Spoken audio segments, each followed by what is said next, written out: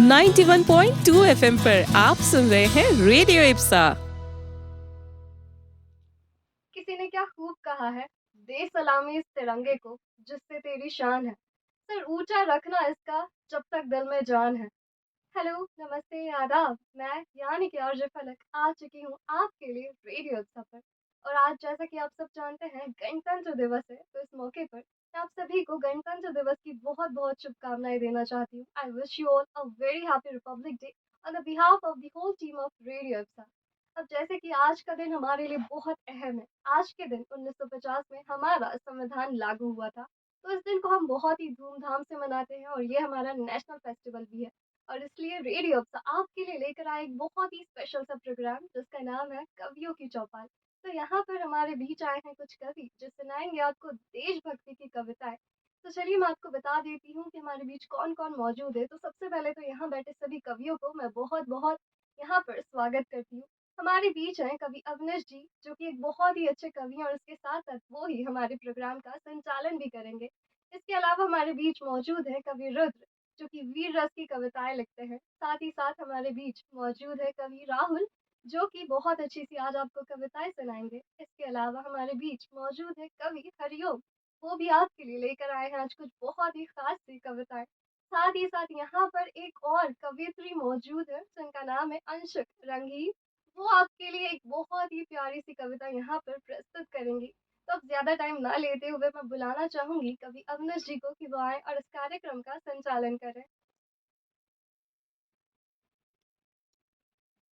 Radio Ipsa के सभी दर्शकों को गणतंत्र दिवस की बहुत बहुत शुभकामनाएं। रेडियो इप्सा 91.2 एफएम जो कहे दिल की बात, और इसमें कोई दो मत नहीं कि पूरे भारतवासियों के दिल की बात केवल एक ही है, वो है हिंदुस्तान, हिंदुस्तान और केवल केवल हिंदुस्तान। आज इस विशेष कार्यक्रम कवियों की चौपाल भारत धरनी जिसका नाम रखा गया है, इसकी मैं शुरुआत करना चाहता हूँ श्रीधर पाठक की एक कविता भारत धरनी कि बंदौ मात्र भारत धरनी, सकल जग सुख श्रेणी, सुखमा सुमति संपत्ति सरनी, ज्ञान धन विज्ञान धन निधि प्रेम निर्झर झरनी, त्रिजग पावन हृदय भावन भाव जग मन भरनी, बंदौ मात्र भारत। श्वेत हिमगिरि सुपय सुर सरी, तेज तपमय तरनी, सरित वन कृषि भरित भुवि छवि सरस कवि मति हरनी, बंदौ मात्र भारत धरनी, बंदौ मात्र भारत।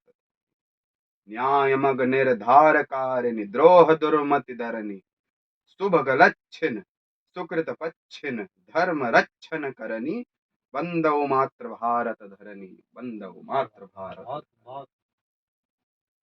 इसी के साथ मैं आज के पहले कवि जो कि सीहोर के एक छोटे से गांव से आते हैं, जिन्होंने हाल ही में वाह भाई वाह जैसे राष्ट्रीय चैनल में जाकर के अपने गांव का नाम उजागर किया है, मैं आमंत्रित करता हूं हास्य के धमाका जो कि आज देश प्रेम पर एक गीत रखने वाले हैं, श्री राहुल ठाकुर जी को। चार पंक्तियां रखता हूं, दिनकर जी की एक गीत उन्होंने लिखा है कि पड़ी थी नींव तेरी चांद सूरज के उजाले पर, तपस्या पर लहू पर आग पर तलवार भाले पर, डरे तू ना उम्मीदी से कभी ये हो नहीं सकता, तुझ में ज्योति का अक्षय भरा भंडार है साथी। स्वागत है राहुल जी। 91.2 एफएम पर आप सुन रहे हैं रेडियो इप्सा। नमस्कार सभी दर्शकों को। अवनीश भैया कवियों की चौपाल रेडियो इप्सा और आप सभी को गणतंत्र दिवस की बहुत बहुत शुभकामनाएं। खास करके हास्य लिखता हूँ लेकिन देशभक्ति की बात है तो आपके बीच में देशभक्ति के गीत लेकर भी हाजिर हूँ। तो उससे पहले हास्य की कुछ पंक्ति आपके बीच में रखता हूँ, तो मित्र सुनिए मेरी पंक्तियाँ। हमारे एक मित्र का विवाह हो गया। मित्र का विवाह हुआ तो उनके होठ जले हुए थे, तो हमने पूछ लिया कि आपके होठ किस कारण से जले हुए हैं।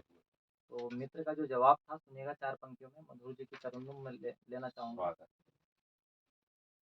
हुआ खर्चा था लाखों में, गया हनीमून बैठा में।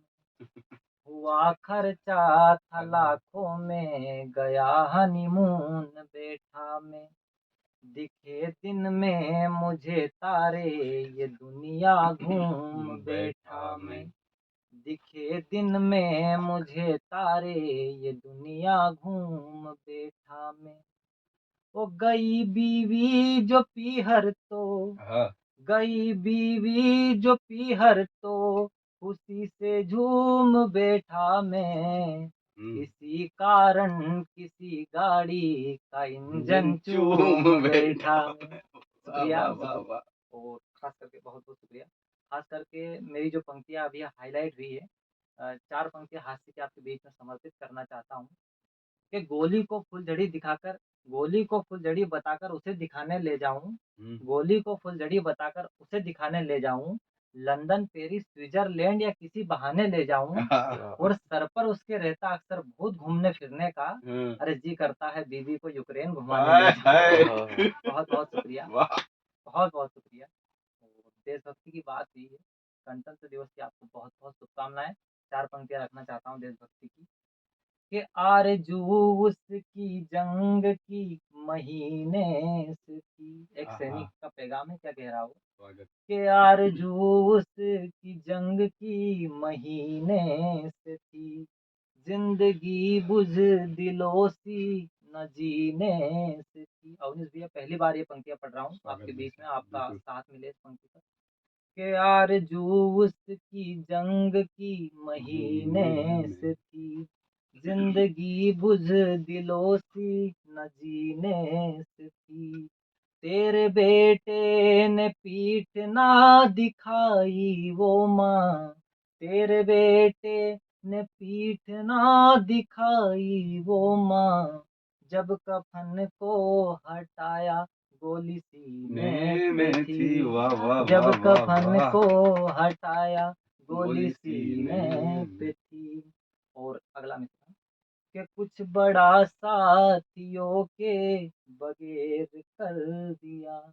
ऐसी कंडीशन बन गई थी कि वहां उसको अकेला रहना पड़ा कि कुछ बड़ा साथियों के बगैर कर गया, हार को जीत में उसने फेर कर दिया। कारगिल युद्ध हमें याद है, विक्रम बत्रा हमें याद है, हमारे देश के सैनिकों का मनोबल है ये कि कुछ बड़ा साथियों के बगैर कर दिया, हार को जीत में उसने फेर कर दिया। गोलियां थी खत्म उसकी बंदूक में, गोलियां थी खत्म उसकी बंदूक में, पत्थरों से ही दुश्मन को ढेर कर दिया, पत्थरों से ही दुश्मन को ढेर कर दिया। बहुत बहुत शुक्रिया आपका। और खास करके अवनीश भैया का भी मुझे कहना है कि वो लद्दाख वाला जो मैंने गीत लिखा है, पहली बार मैं गीत रेडियो एक्स्ट्रा के माध्यम से पढ़ूंगा उस गीत को। और लद्दाख की माटी पर भैया अभी तक शायद भारत में किसी कवि ने लिखने का प्रयास नहीं किया है। मैंने उस भूमि को दर्शाया है जो आज चाइना के कब्जे में है। कहीं ना कहीं वो माटी भी हमसे अपील करती है, कहीं न कहीं इस उम्मीद में है कि हमारा भारत जाएगा और वापस से उस जगह को, उस ज़मीन को छुड़ा के लाएगा, और अनमोल ज़मीन थी हमारी। तो क्या कह रही है अपने भारत से वो मिट्टी कि मैं था हिस्सा भारती का, मैं ही सर का ताज हूँ। मैं था हिस्सा भारती का, मैं ही सर का ताज हूँ। गैर के दामन में राहें देखता मैं आज हूँ। गैर के दामन में राहें देखता मैं आज हूँ। मैं तेरा लद्दाख हूँ, भारत तेरा लद्दाख हूँ। मैं तेरा लद्दाख हूँ, भारत तेरा लद्दाख हूँ। और क्या कहना है, क्या मिट्टी कह रही हो कि 62 में मुझको हारा इतनी देर कैसे कर दिया। 62 में मुझको हारा इतनी देर कैसे कर दिया। अक्साई चीन नाम देकर गैर कैसे कर दिया। अक्साई चीन नाम देकर गैर कैसे कर दिया। और चीन की छाती पे चढ़कर, चीन की छाती पे चढ़कर मैं दिखाता आंख हूँ। मैं तेरा लद्दाख हूँ, भारत तेरा लद्दाख हूँ। मैं तेरा लद्दाख हूँ, भारत तेरा लद्दाख हूँ। और उस समय की सरकारों ने जिसे बंजर कह करके छोड़ दिया, 38,000 वर्ग किलोमीटर का जो एरिया था उसे बंजर कहा गया।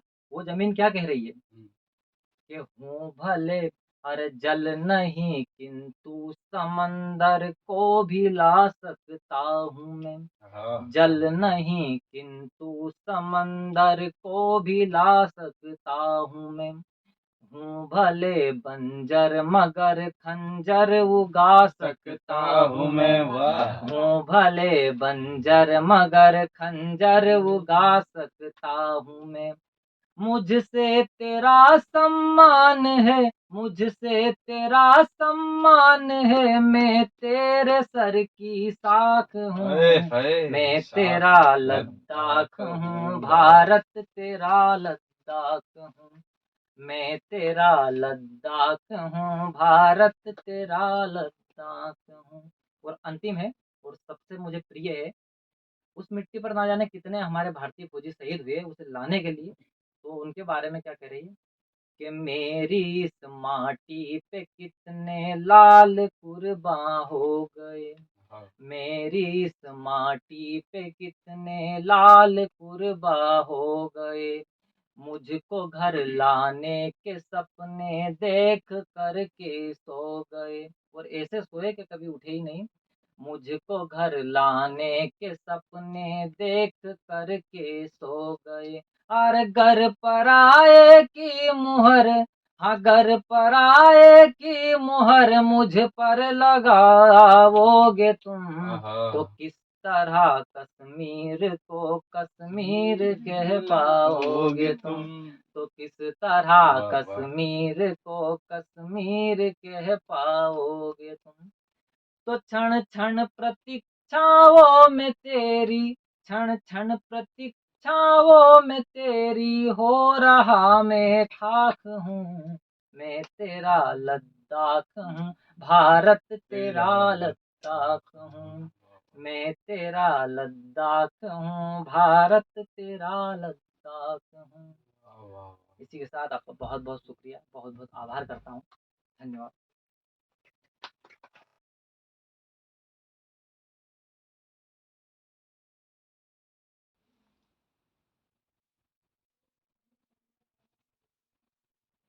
आपका ये लद्दाख वाला गीत विशेष तौर पर आपको पूरे देश में एक अलग पहचान दे, ऐसी मेरी कामना है। और निसंदेह बहुत ही अच्छा गीत कई दिनों के बाद सुनने को मिला। यहाँ जितने कवि हैं वे सब इस बात से सहमत होंगे। यहाँ हम भारत माता बोलते हैं, भारत को एक मात्र शक्ति के रूप में हम दर्शाते हैं। अभी बैठे बैठे एक छंद लिखा मैंने कि हमें देश की नारियों को किस प्रकार से देखना चाहिए। मैं कवित्री अंशुक जी की भूमिका में हूँ। अभी तुरंत एक छंद रचा हूँ, मैं निवेदित करता हूँ कि कोई तुम्हें कहता शबाब तो कोई शराब, कोई तुम्हें कहता शबाब तो कोई शराब, पर मुझे गंगा जी का पानी लगती हो तुम। कोई खजुराहो वाली मूरत कहे है, पर भगत सुभाष सी जवानी लगती हो तुम। कोई मुमताज कहे कोई लैला हीर कहे, कोई मुमताज कहे कोई लैला हीर कहे, मुझको तो झांसी वाली रानी लगती हो तुम। और बाकियों को सुंदरी हसीना लगती, तो मुझे शेर पे सवार माँ भवानी लगती हो तुम। शेर पे सवार माँ भवानी लगती हो तुम। अंशुक जी, स्वागत है।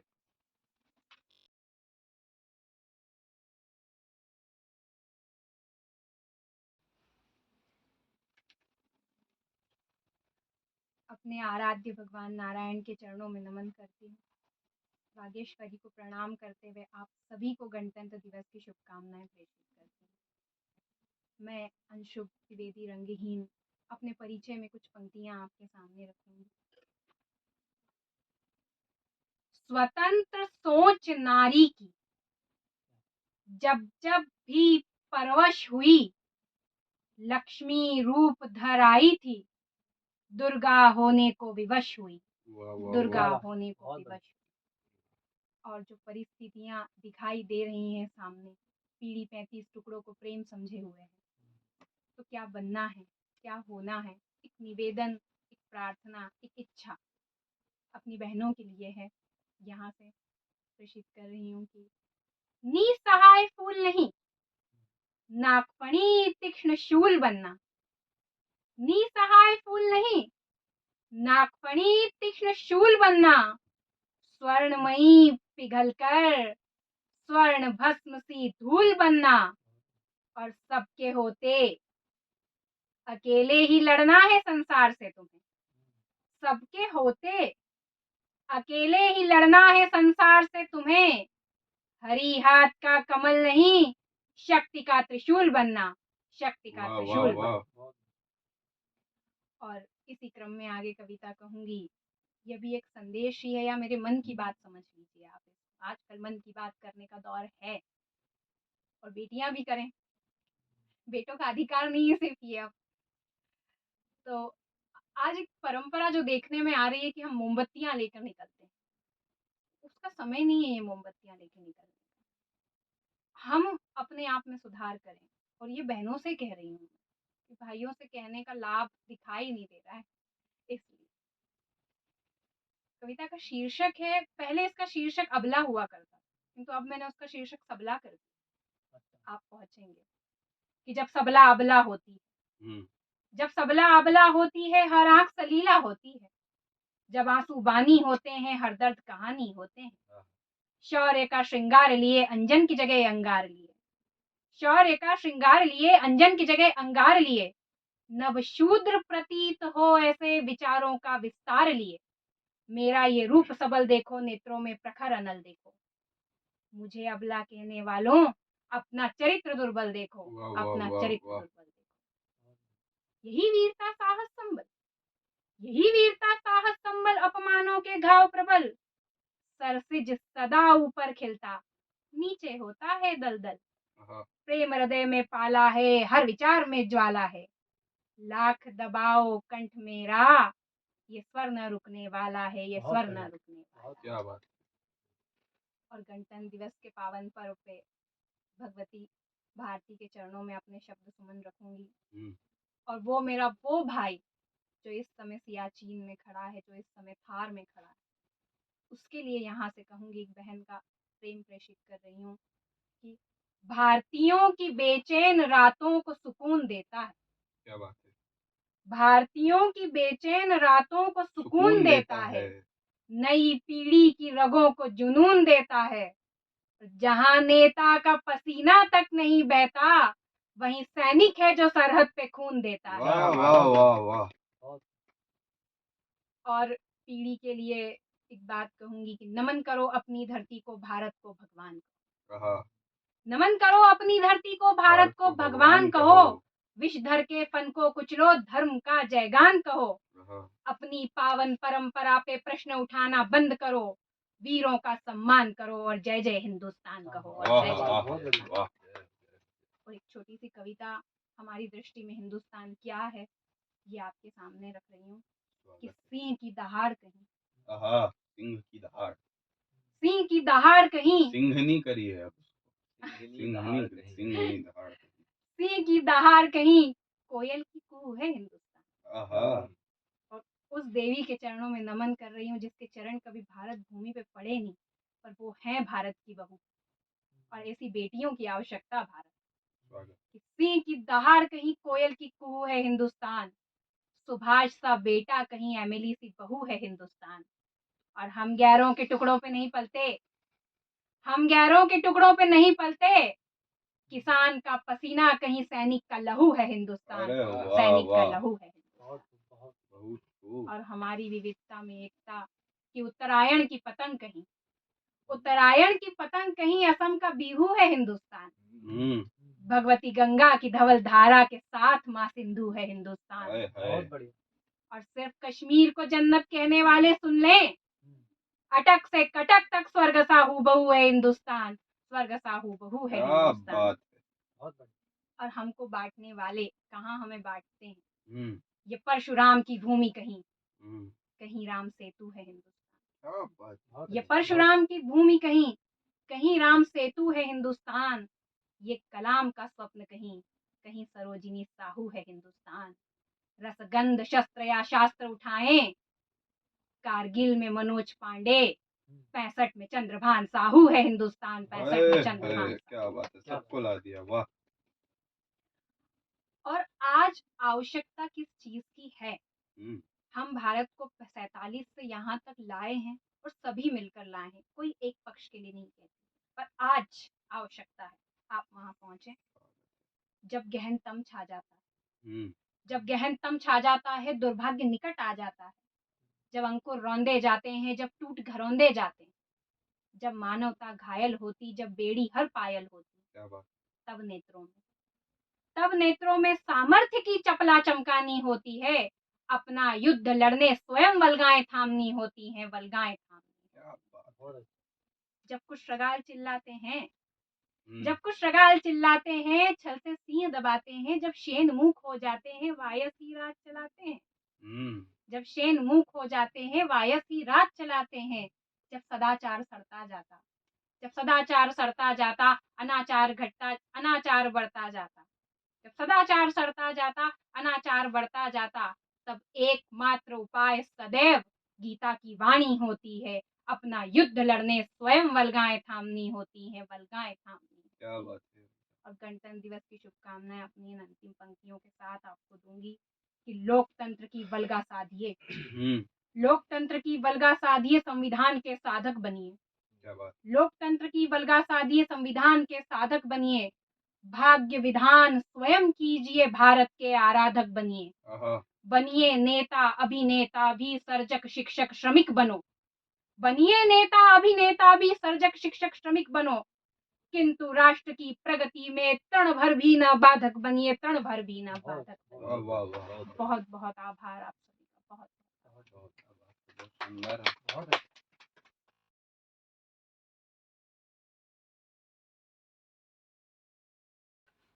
अंशुक जी, आपने कहा कि अपने पोयम को आपने, अपनी कविता को आपने अबला से नाम कर दिया सबला। अभी रुद्र भैया और हम बैठे थे, दर्शन की बात चल रही थी। दिगंबर मुनि हैं, मुनि विद्यासागर, आचार्य विद्यासागर जी। उनकी एक पुस्तक है मूक माटी, उनका दर्शन है ये, मतलब मुझे भाया। उन्होंने कहा बला का अर्थ होता है संकट। हम नारियों को अबला इसलिए कहते हैं कि जब वे आती हैं तो संकट टाल देती हैं, इसलिए वे अबला होती हैं। क्या बात। ये उनका दर्शन है। अब से अगर आप अबला अपने आप को कोई आपको कहता है तो आप उसको ये दर्शन अवश्य सुनाइएगा कि मैं अबला हूं तो अबला क्यों हूं। इसी क्रम में मैं सुसनेर के बहुत ही शानदार और जानदार कवि, हास्य के कवि, जो अपने मजे में रहते हैं, अपनी मस्ती में रहते हैं, ऐसे हरिओम शर्मा जी को मैं आमंत्रित करता हूं। देवल आशीष जी की एक छंद से, स्वर्गीय देवल आशीष जी ने एक छंद लिखा है। खूबसूरती से मत फेरिए निगाह, कभी रूप को नयन में बसाते चले जाइए, और दिल के धड़कने की गीत से मिला के ताल प्यार के पवित्र गीत गाते चले जाइए। सुख में महत्व कम आकिए ना आंसुओं का, दुख में हंसी को आजमाते चले जाइए, और दर्द रखिए संजोए दिल के समीप, और दुनिया से हंसते हंसाते चले जाइए। कवि हरिओम शर्मा स्टेफनी जी, स्वागत है। लाइव बंद कर दी जाए।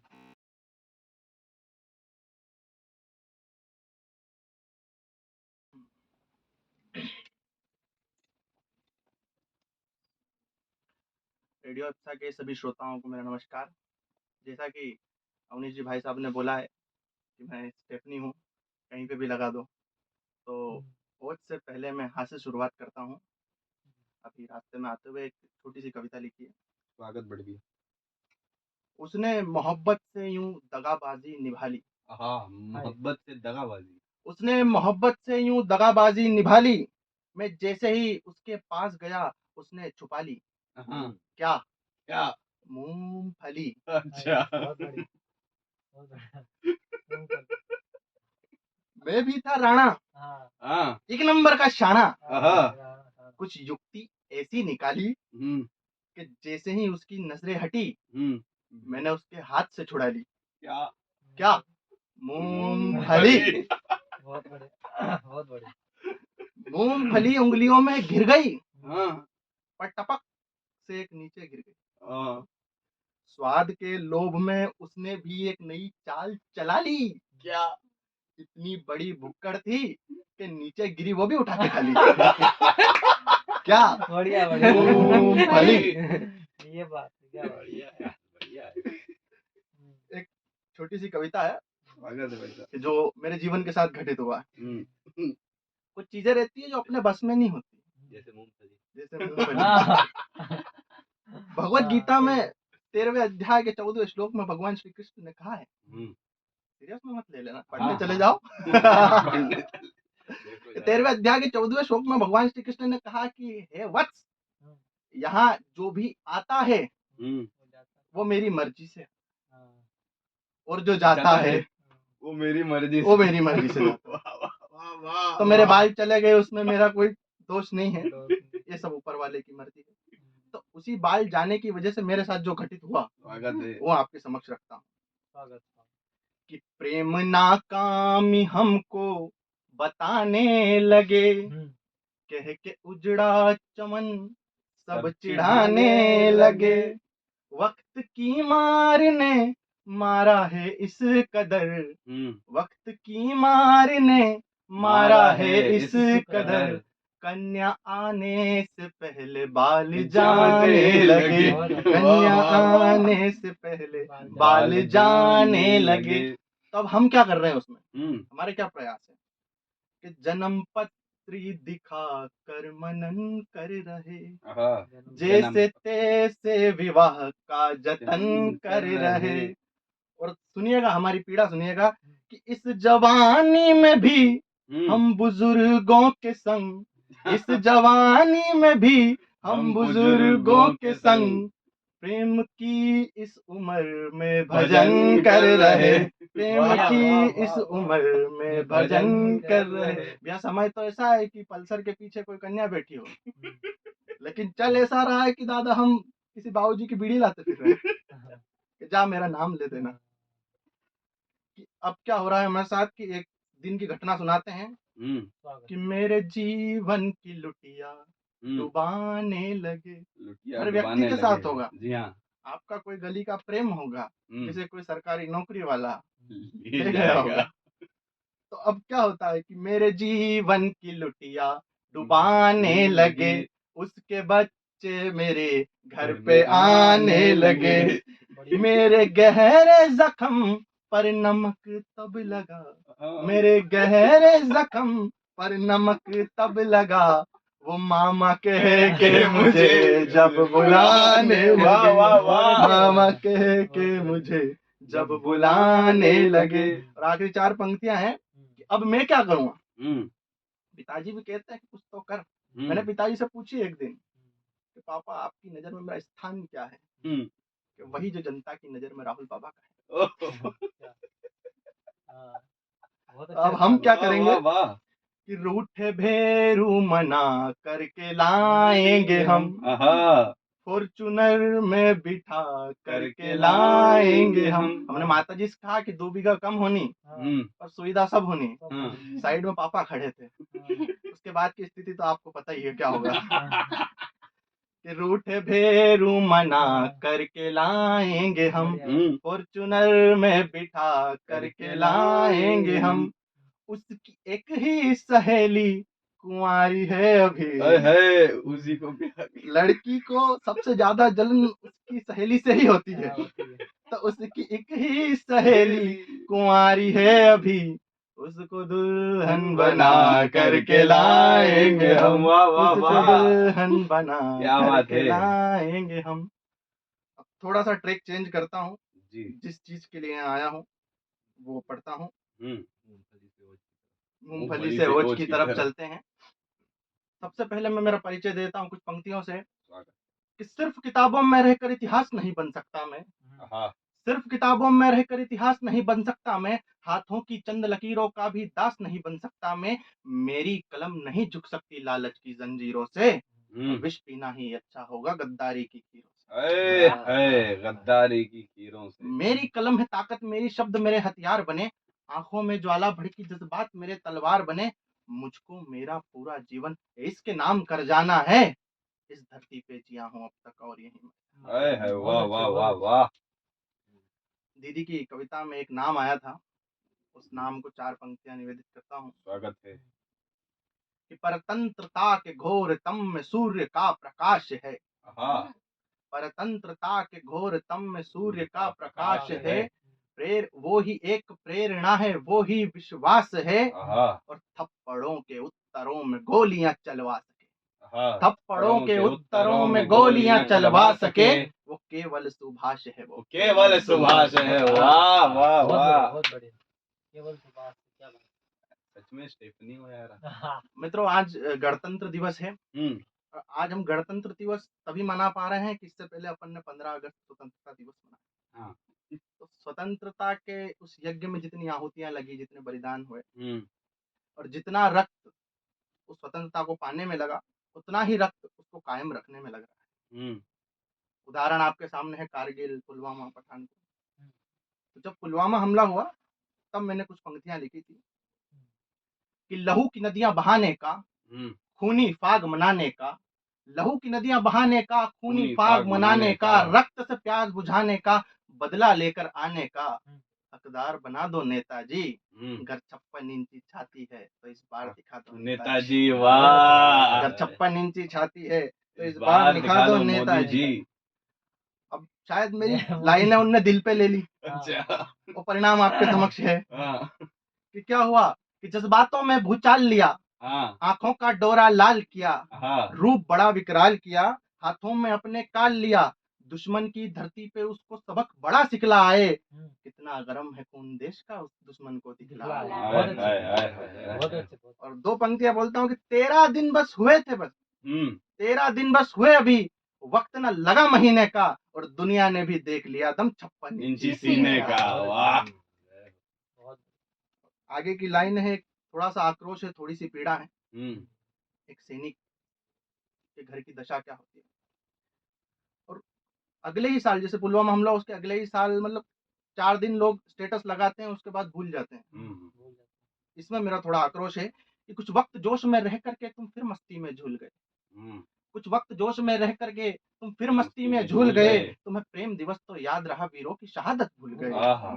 चाहत तो वो भी रखते थे अपनों के संग जीने की, हरियाली उनको भी भांति प्रेमी बसंत महीने की, अरे उनका मन भी करता होगा रंगी फाग मनाने का, अपनी संगनी के संग मिलकर गीत प्रेम के गाने का, लेकिन सहरा सजने से पहले वो वीर तिरंगा उड़ गया, भारत माता का कर्ज दिया, माँ बाप का कर्जा छोड़ गया। भारत माता का कर्ज दिया, माँ बाप का कर्जा छोड़ गया। वो लाठी जिसके बलबूते पर बापू भी दम भरते थे, वो लाठी जिसके बलबूते पर बापू भी दम भरते थे, वो आंखें जिनमें लाखों सपने बनते और संवरते थे, वो हाथ की जिनमें रेशम का धागा भी गौरव पाता था, वो चेहरे जिनके ओज तेज पर तिरंगा गर्वित हो लहराता था, वो कदम की जिनकी पदचापों से दुश्मन भी थर्राते थे, हृदय गति थम जाती उनकी मृत्यु देख घबराते थे, कि जिनके रक्त की बूंद बूंद पर जनगण मन का गान लिखा, जिनके रक्त की बूंद बूंद पर जनगण मन का गान लिखा, जिनकी हर एक सांस पर मेरे पूज्य वतन का नाम लिखा। और एक सत्य बताता हूँ साहब कि इस माटी के प्रेम में वो हर रिश्ता दान कर जाते हैं, तुम दान करो पैसा कौड़ी, वो प्राण दान कर जाते हैं। तुम दान करो पैसा कौड़ी, तुम प्राण दान कर जाते हैं। और अंतिम लाइन है, एक शहीद के घर की दशा सुनाता हूँ आपको कि आंसू सारे सूख गए हैं, आंखें सारी सूझ गई। जब एक शहीद का पार्थिव शरीर उसके घर आता है तब उसकी माता की, उनकी पत्नियों की क्या हालत रहती है कि आंखें सारी सूज गई हैं, आंसू सारे सूख गए, आंसू सारे सूख गए हैं, आंखें सारी सूज गई, पत्नी का करवा चौथ गया, एक बहन की भाई टूट गई, ऐसी आंधी चली कि एक पत्ता शाख से छूट गया, माँ का आंचल सुना हुआ और बाप का कंधा टूट गया। वाह, देख वाह। के ऐसा दृश्य आज वो मरघट भी रोया होगा। एक घटना है आपको समक्ष रखता हूँ कि देख के ऐसा दृश्य आज वो मरघट भी रोया होगा। सालों से जो बांध रखा वो सब्र आज खोया होगा। देख समय के फेरे तूने कैसा दिन दिखलाया है। एक 6 महीने का बालक बाप को भी नहीं अये बहुत है, अच्छा। अये है, वाह वाह वाह बहुत वाह। बेसुदगी छाई है उसकी मैया पर। बापू उसके लेटे हैं शौशैया पर। वो क्या जाने कोई कैसे उसकी खुशियों को छीन गया। वो क्या जाने कि कोई कैसे उसकी खुशियों को लूट गया।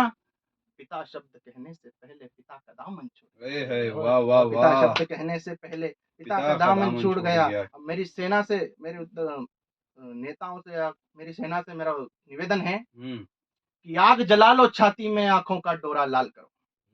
आग जला लो छाती में आंखों का डोरा लाल करो। गगन भी छोटा पड़ने लगे अब रूप वही विकराल करो। त्रिनेत्र खोल दो शंकर सा शत्रु का संहार करो। क्रोधित होकर परशुराम सा फरसे में तुम धार करो।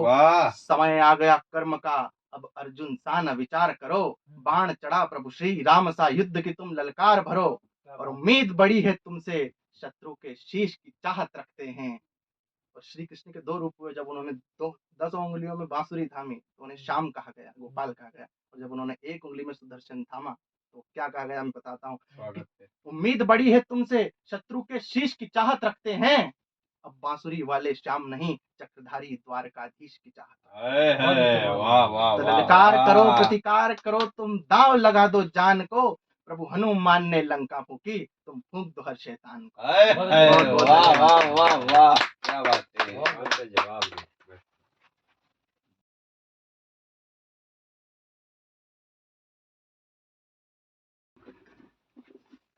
निसंदेह आपने जिस प्रकार से काम किया है, आपका स्टेफनी उपनाम बहुत सही है। आपने अंत में हनुमान जी को याद किया। आज शनिवार है। मैं अगले कवि की भूमिका में कवि नवल सुधांशु जी की 4 पंक्तियां रखता हूँ कि प्रण सभी रघुवंश के आकाश जाते दिख गए। संकटों के मेघ मन पर पूर्ण छाते दिख गए। छिप रहा था आस का सूरज निराशा थी प्रबल।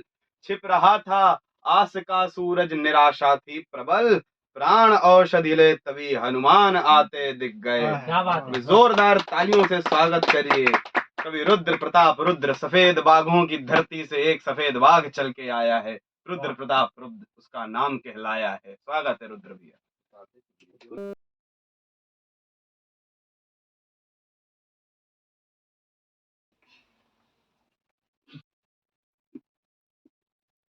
नमस्कार इंदौर। हम सब गणतंत्र दिवस मनाने जा रहे हैं और मैं एक कवि की भूमिका पर यहाँ पर उपस्थित हुआ हूँ और मैं अपनी परिचय की पंक्तियों के साथ आरंभ करूँगा। स्वागत है। हमने वो लिखना कहाँ से शुरू किया, कहाँ से पढ़ना शुरू किया, कारण क्या रहा, वहां से आरंभ करता हूँ कि संघर्ष का दुर्धर्ष प्रण जय या मरण की भावना। संघर्ष का दुर्धर्ष प्रण जय या मरण की भावना। स्वर में अनल का ज्वार एवं जागरण की भावना। हर शब्द में हुंकार भरती लेखनी का सार यह। इस राष्ट्र की आराधना अंतःकरण की भावना। अंतःकरण की भावना। इस राष्ट्र की आराधना अंतःकरण की भावना। काव्य पाठ को आगे बढ़ाता हूँ। अब मुख्य बिंदुओं पे आता हूँ। जैसा मैंने कहा कि हम गणतंत्र दिवस मनाने जा रहे हैं, है ना। लेकिन मैं ये मानता हूँ कि गणतंत्र दिवस मनाने का विषय नहीं है, बल्कि शहीदों को याद करने का विषय है, उत्सव है। वाह वाह वाह। भारत के 3 शायद राष्ट्रीय उत्सवों में से एक राष्ट्रीय उत्सव गणतंत्र दिवस भी होता है। और हम यहाँ तक पहुँचे कैसे? उन्हीं की शहादत की बदौलत, जिन्होंने हमें आज ये भारत देने के लिए अपनी शहादत दे दी। उनमें से एक नाम होता है चंद्रशेखर आजाद का। वहीं से मैं आरंभ करना चाहता हूँ उसी पंक्ति के साथ कि शिलाओं से सघन पौरुष अटल दीपित कलेवर को। क्या पौरुष रहा होगा। वाह वाह। और ये आज राष्ट्रीय चरित्र निर्धारित करने का भी समय है। हम अक्सर अभी दीदी से बात हो रही थी कि हम क्या कह रहे हैं कि हिंदी की तरफ किस तरह से युवा पीढ़ी को मोड़े, अपने संस्कारों की तरफ, संस्कृतियों की तरफ। इसके लिए पहला कदम होना चाहिए राष्ट्रीय चरित्र का निर्धारण। मैं वहीं से आरंभ करता हूँ कि हमारे राष्ट्रीय चरित्र कैसे होने चाहिए, युवाओं को कैसा होना चाहिए कि शिलाओं से सघन पौरुष अटल दीपित कलेवर को जनेऊ और पिस्टल को, अनल से तीव्र तेवर को, सुशोभित भारती माँ के समर से लब्ध जेवर को, जगाता हूँ नए युग के नवलतम चंद्रशेखर। वाह वाह वाह वाह। जगाता हूँ नए युग के नवलतम चंद्रशेखर को। बहुत ऐसे चार चार पंक्तियों के माध्यम से जोड़ने का प्रयास करता हूँ। स्वागत एक है। और महापुरुष का नाम लेना चाहता हूँ। राजनीति के इस दौर में कहीं ना कहीं हम अपनी सभ्यताओं को इतना छेड़ कर चुके हैं कि जिनका नाम शायद राजनीति में नहीं आना चाहिए, भारत के संविधान में जिनका नाम आना चाहिए, लोकसभा में जिनका नाम आना चाहिए, उनका नाम हम सड़कों में एक दूसरे को डिफेम करने में यूज करते हैं। मैं निवेदन करता हूँ, एक और नाम रखता हूँ कि वो नाम क्या होता है कि प्रबल मस्तिष्क का स्वामी हाँ सबल व्यक्तित्व का होगा। वाह वाह वाह उसका वाह। चिंतन देखना व्यक्ति का क्या रहा था, जिसने सुभाष चंद्र बोस तक को बताया कि आप जर्मनी जाइए, आप जाइए जापान, वहां सेना इकट्ठा कीजिए क्या बात। और भारत के लिए लड़िए। प्रबल मस्तिष्क का स्वामी सबल व्यक्तित्व का होगा, विजय की साधना करने समर में जो गया होगा, विजय की साधना करने समर में जो गया होगा। पढ़ोगे यदि कभी संघर्ष का कोई अगर वर्णन, पढ़ोगे यदि कभी संघर्ष का सबसे बड़ा वर्णन, अटल अध्याय उसमें एक सावरकर लिखा होगा। वाह, अटल अध्याय उसमें एक सावरकर लिखा होगा। और वर्तमान में हम खड़े हैं मालवा की भूमि में, centre of the Malwa is known as Indore. मेरे को जितना नॉलेज है उस हिसाब से इसके बारे में श्री कृष्ण सरल जी ने कभी कहा था कि मालव माटी घन गंभीर, पग पग रोटी डग डग नीर। ये रिचनेस रही है, मालवा का इतिहास रहा है। यहाँ पानी की खाने की कमी कभी नहीं हुई। इस भूमि ने पूरे विश्व को भोजन कराया है। आज भी मध्य प्रदेश की सबसे ज्यादा जो उपजाऊ मिट्टी, पूरे भारत की सबसे उपजाऊ मिट्टियों में से मालवा की काली मिट्टी आती है। वहां से आरंभ करता हूँ। और जैसे हमसुख ने पढ़ा, प्रिय भाई ने पढ़ा, आपने भी पढ़ा लद्दाख गीत सेना पे, दोनों विषयों को एक साथ में जोड़ देता हूँ। स्वागत है। दोनों को इंटरलिंक करता हूँ। किसानों को भी उसी प्लेटफॉर्म पे ले आता हूँ, उसी प्लेटफॉर्म पे जवानों को भी। दो आधार स्तंभ इस देश के स्वागत क्या है कि धरा के कोश को हिलकोरती श्रम की मथानी पर, धरा के कोश को हिलकोरती श्रम की मथानी पर, समय के वक्ष पर उपटी पराक्रम की निशानी पर, समूचा विश्व आश्रित है महज दो ही सहारों पर, किसानों की किसानी पर जवानों की जवानी। किसानों की किसानी पर जवानों की जवानी पर। इसी श्रृंखला को आगे बढ़ाते हुए बढ़ना चाहता हूँ। एक विषय उठाना चाहता हूँ जो कि शायद भारतीय राजनीति में अभी बिल्कुल अपने चरम पर है ना। और ये जब से हमें आज़ादी मिली, शायद आज़ादी के ऊपर के काल से भी हम कहीं ना कहीं इसके उत्थान में लगे हुए हैं और ये विषय चर्चा का विषय रहा है हमेशा से समाज में। मैं चार पंक्तियां रखता हूँ, इससे आगे कोई भूमिका नहीं बनाऊंगा कि आज का अभिशाप यह जो बात पूछी जा रही, आज का अभिशाप यह जो बात पूछी जा रही, त्याग कर किरणें सुनहरी रात पूछी जा रही, और मिल गई मिट्टी में सारी योग्यता इस देश की, आदमी से आदमी की जात पूछी जा रही, आदमी से आदमी की जात पूछी जा रही। आगे बढ़ाता हूँ श्रृंखला को। अब मैं भारत पर आना चाहता हूँ। मैंने शहीदों की बात की, अब उनने आजादी दिला दी, उसके आगे भारत हमारा क्या है, क्या रहा है सदियों से, क्या परिकल्पना आती है भारत नाम आते ही। भारत एक कैसा देश रहा है, अध्ययन चिंतन मनन मंथन साहित्य संस्कृति सभ्यता का देश रहा है भारत। वहीं से आरंभ करता हूँ चार पंक्तियां कि इस मही से व्योम तक जो प्रज्वलित उत्कर्ष है, संस्कृतियों की सभा का एक ही निष्कर्ष है। जब पूरे विश्व की संस्कृतियां रखी जाएंगी, सभ्यताएं रखी जाएंगी, तो उनका नेतृत्व करेगा हमारा भारत। इस मही से व्योम तक जो प्रज्वलित उत्कर्ष है, संस्कृतियों की सभा का एक ही निष्कर्ष है, वेद मंत्रों संग। इस मही से व्योम तक जो प्रज्वलित उत्कर्ष है, संस्कृतियों की सभा का एक ही निष्कर्ष है, वेद मंत्रों की ध्वनि संग उपनिषद गंगा बहे, धर्म भक्ति साधना का देश भारतवर्ष है। धर्म भक्ति साधना का देश भारतवर्ष है। तो फिराओ दृष्टि चारों ओर, क्या गुंजार होता है। किस परिवर्तन के दौर को हम जी रहे हैं, क्या देख रहे हैं। हमारी संस्कृत फिर से उभर कर आ रही, हम अपनी जड़ों से जुड़ रहे हैं। हम ये हमेशा कहते हैं कि बरगद सबसे मजबूत वृक्ष होता है। क्यों? क्योंकि उसकी जड़ें सबसे मजबूत होती हैं। हम अपनी संस्कृति से जुड़ रहे हैं। निवेदन करता हूँ पंक्तियां कि फिराओ दृष्टि चारों ओर, क्या गुंजार होता है। सजाया स्वप्न हम सब ने, वही साकार होता है। फिराओ दृष्टि चारों ओर, क्या गुंजार होता है। सजाया स्वप्न हम सब ने, वही साकार होता है। धरोहर का हमारे दीप फिर से जगमगाया है। हमारी मान्यताओं ने पुनः सम्मान पाया है। हमारी मान्यताओं ने पुनः सम्मान पाया है। नया आलोक छाया है, यहाँ वातास सुरभित है। गगन में चांद तारे सूर्य ग्रह नक्षत्र पुलकित हैं। नियति की नीतियां भी नम्र होकर सिर नवाती हैं। दिशाएं दिव्य भारत भूमि के गुणगान गाती हैं। वाह वाह वाह। दिशाएं दिव्य भारत भूमि के गुणगान गाती हैं। एक छंद रखता हूँ भैया, स्वागत इसी श्रृंखला में। भारत क्या है और भारत की बराबरी कौन कर सकता है पूरी दुनिया में। कि जो अनादिकाल से अखंड ज्योति सा जले, भारत को सनातन धरती कहा जाता है। सनातन मतलब अनादिकाल से, जिसका कोई आरंभ नहीं है। जो अनादिकाल से अखंड ज्योति सा जले, धरित्री में सुदीप्त विद्यमान कौन देश है।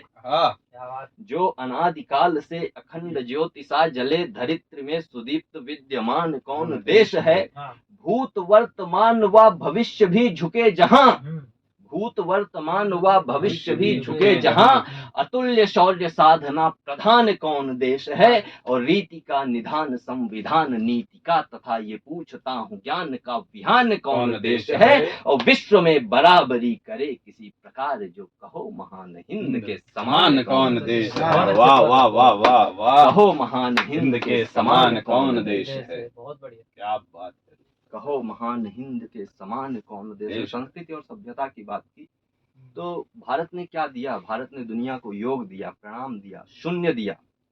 उसका भी प्रचार और प्रसार होना चाहिए। जो सुनने वाले श्रोता हमारे अगर जियो पॉलिटिक्स को जानते होंगे तो वो जानते होंगे कि सॉफ्ट पावर क्या होती है। एक देश की सॉफ्ट पावर, जैसे जापान की सॉफ्ट पावर है एनीमे जापान का। हमारा सॉफ्ट पावर सबसे बड़ा क्या है, हमारा कल्चर, हमारा टूरिज्म, हमारी संस्कृति, हमारी सभ्यता, संस्कार, हमारा इतिहास, जो पूरे विश्व को आज भी आकर्षित करता आया है।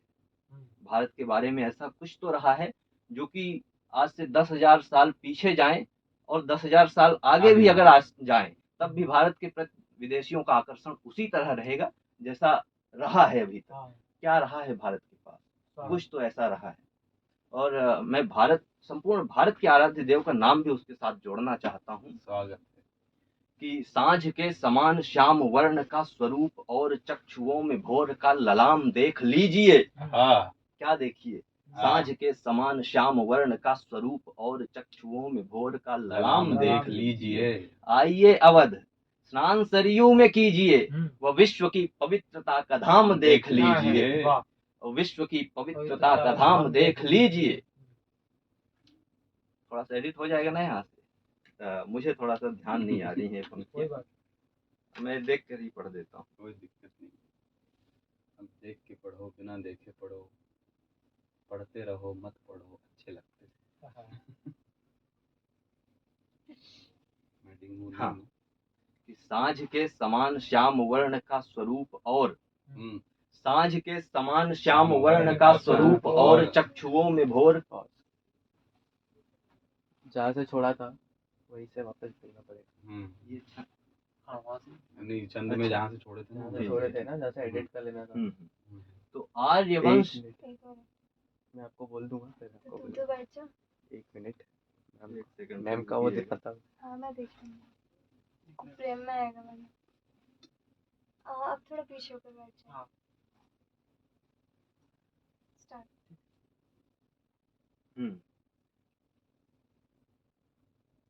आर्यवंश की महान सभ्यता के जो प्रतीक, योग, शून्य, ध्यान व प्रणाम देख लीजिए। और देश की प्रधानता पे है यदि यकीन नहीं, तो राष्ट्र प्रेरणा के सूत्र राम देख लीजिए। वाह, तो राष्ट्र प्रेरणा के सूत्र राम देख लीजिए।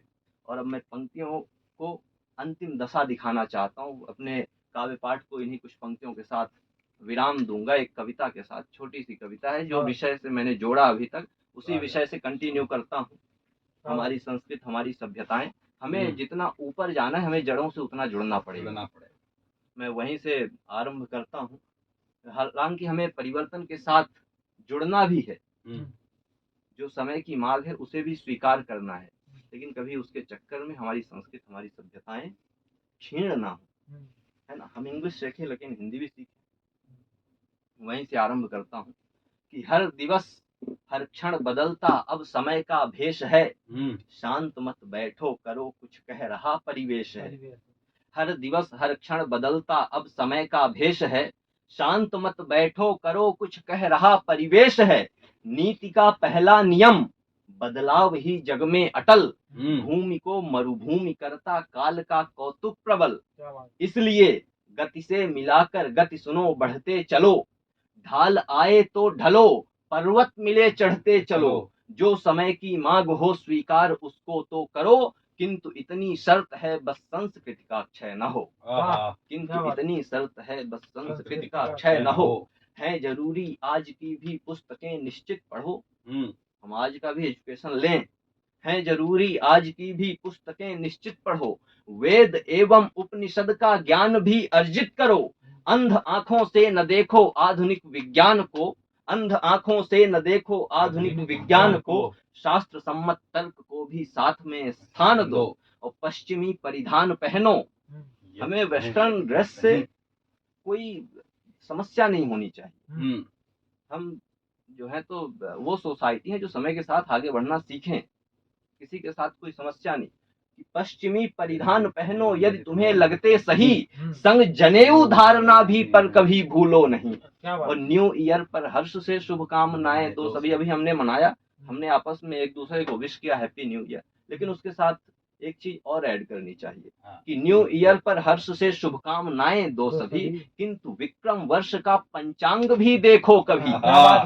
किंतु विक्रम वर्ष का पंचांग भी देखो कभी। और फ्रेंच इंग्लिश और जर्मन, फ्रेंच इंग्लिश और जर्मन भिन्न भाषा विज्ञ हो, संस्कृत के श्लोक भी मानस पटल पर नित्य हो। संस्कृत के श्लोक भी मानस पटल पर नित्य हो। अल्बर्ट आइंस्टीन न्यूटन डार्विन को जानना, सुश्रुत चरक रामानुजन वेंकटरमन भी मानना। जा विदेशों की धरा पर खूब धन अर्जित करो, कार्य ऐसे भी करो कुछ मातृभू को गर्व हो। तुम सफल कल की कहानी यत्न से अपने जनो, फिर युगों के भव्यतम इतिहास के वारिस बनो। यंत्र के युग में, ये जमाना यंत्र का है, मशीनी दौर है, लेकिन हमें मंत्र का उच्चारण भी नहीं भूलना चाहिए कि यंत्र के युग में अधर पर मंत्र का भी स्वर रहे, हाथ से आकाश छू लो पांव धरती पर रहे। वाह वाह वाह वाह। यंत्र के युग में अधर पर मंत्र का भी स्वर रहे, हाथ से आकाश छू लो पांव धरती पर रहे। सार कहने का यही ऐसा बनाए संतुलन, हो शिखर पर देश लेकिन नींव का भी हो जतन। क्या बात, क्या बात। हो शिखर पर देश लेकिन नींव का भी हो जतन। वो भगीरथ साधना हो जो समय को सार दे, आज को आकार दे इतिहास को जो तार दे। आधुनिक एवं पुरातन के उचित परिवेश में, ज्ञान की गंगा बहे फिर से हमारे देश में। और इस अटल आराधना का बस यही निष्कर्ष हो, फिर उड़े यह स्वर्ण चिड़िया भव्यतम उत्कर्ष हो। फिर उड़े यह स्वर्ण चिड़िया भव्यतम उत्कर्ष हो। वेद और विज्ञान की धुन में वतन का स्वर सजे, विश्व भर में भारती के नाम का डंका बजे। वाह वाह वाह वाह वाह वाह वाह, क्या बात, क्या बात है, क्या बोल दूं। ठीक है। रुद्र भैया ने बहुत ही उत्तम काव्य पाठ किया, इस कवियों की चौपाल को शिखर तक लेके गए।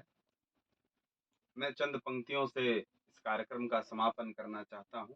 क्या होता है भारत कि ज्वार उठाता सिंधु नीरधि जिसके चरण पखारे है, सूर्य चंद्रमा पुलकित होकर जिसकी नजर उतारे है, और निखिल विश्व के उत्सर्जन की पुण्य पुनीत धरा है, स्निग्ध प्रीत समरसता के रस कुंभ से भरा भरा है, और बाधाओं को झेल आज जो जग का शिखर कलश है, योगेश्वर श्री कृष्ण के जैसे जगत गुरु सा यश है। क्या बात तो राजा भरत की आत्मचेतना, राजा भरत की आत्मचेतना परम पुरुष का कण है, और मंगलमय है मेरा भारत, पावन जनगण मन है। मंगलमय है मेरा भारत, पावन जनगण मन है। इसी के साथ मैं रेडियो इप्सा के सभी श्रोताओं को गणतंत्र दिवस की पुनः शुभकामनाएं देता हूं। फिर से कवियों की चौपाल लेकर मैं उपस्थित होऊंगा। तब तक के लिए जय श्री राम, जय हिंद, जय भारत। बहुत अच्छा।